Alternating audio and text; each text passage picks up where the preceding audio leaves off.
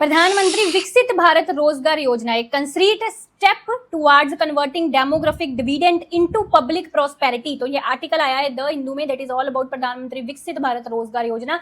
पढ़ते हैं इसको। सो इंडिया की ग्रोथ स्टोरी जो है वो श्रम शक्ति, उसकी लेबर पावर के द्वारा लिखी जाती है। तो इस आर्टिकल में कहा गया है कि इंडिया की इकोनॉमिक प्रोग्रेस में रिमार्केबल आंक आई है पिछले 11 सालों से। प्राइम मिनिस्टर नरेंद्र मोदी जी की लीडरशिप में इंडिया जो है वो दुनिया का 10th लार्जेस्ट इकोनॉमी था 2014 में, अब राइज होकर 4th लार्जेस्ट इकोनॉमी इंडिया बन गया है दुनिया की।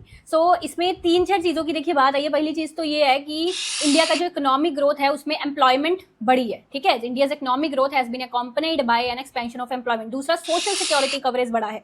जैसे कि इसमें फिगर्स दी हुई है कि 2015 में ओनली 90% ऑफ इंडियंस थे जो कवर्ड थे सोशल प्रोटेक्शन में, अब उनका नंबर बढ़कर 64.3% हो गया। इसी तरह अगर एम्प्लॉयमेंट का भी देखें तो वाइल ओनली 2.9 करोड़ जॉब्स 2004 से 14 के बीच में 2.9 करोड़ जॉब्स क्रिएट करी गई थी, बट इससे फॉलोड डिकेड में, यानी कि इसका अगला डिकेड आप ले लिए 2014 से लेके 2024 तक, ये भी कहा गया है कि जो फ्यूचर है नेशन का वो सिर्फ उसकी जीडीपी ग्रोथ से ही डिसाइड नहीं होगा, बट जो जॉब्स हैं हम प्रोवाइड की जा रही हैं यूथ को, उनकी क्वालिटी है ना, जो सोशल सिक्योरिटी वर्कर्स को दी जा रही है एंड जो अपॉर्चुनिटीज यूथ को प्रोवाइड की जा रही हैं, ये सभी चीजें जो हैं नेशन के फ्यूचर में कंट्रीब्यूट करेंगी। सो हम सब इस चीज के बारे में पहले भी पढ़ चुके हैं कि पिछले कुछ सालों से इंडिया का जो डेमोग्राफिक डिविडेंड है, इसकी युवा शक्ति है, वो इसकी ग्रेटेस्ट स्ट्रेंथ है। हालांकि ये अंडर यूटिलाइज्ड है।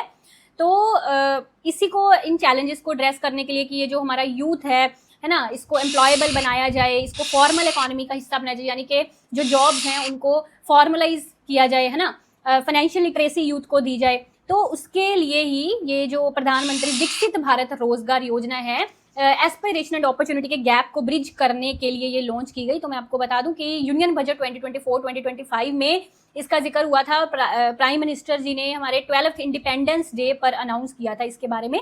बेसिकली इसका ऑब्जेक्टिव 1 अगस्त 2025 से लेकर 31 जुलाई 2027 तक 3.5 करोड़ जॉब्स क्रिएट करनी है इन 2 सालों में, with N outlay of ₹1 lakh crore, ठीक है।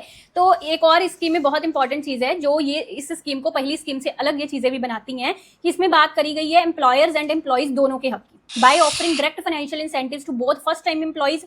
जो फर्स्ट टाइम एम्प्लॉइज हैं उनको भी फाइनेंशियल इंसेंटिव्स की बात करी गई है up to 15,000 in 2 instalments, and जो एम्प्लॉयर्स हैं है ना, उनको भी पर न्यू हायर, जो पर मंथ वो न्यू हायर कर रहे हैं बंदे को, उसके लिए भी उनको अप टू 3,000 मिल रहा है। तो इसमें क्या हो रहा है कि वर्कर्स के लिए एंट्री बैरियर्स तो लोअर हो ही रहे हैं, जो बिजनेसेस हैं उनके लिए भी हायरिंग रिस्क जो हैं वो कम हो रहे हैं। इकोनॉमिक्स से रिलेटेड ज़्यादा जानकारी के लिए चैनल को सब्सक्राइब कर लीजिएगा एंड हमारे इकोनॉमिक्स के डिटेल्ड कोर्सेज में एनरोल करने के लिए एप्लीकेशन को डाउनलोड कर लीजिएगा। Thank you, best of luck.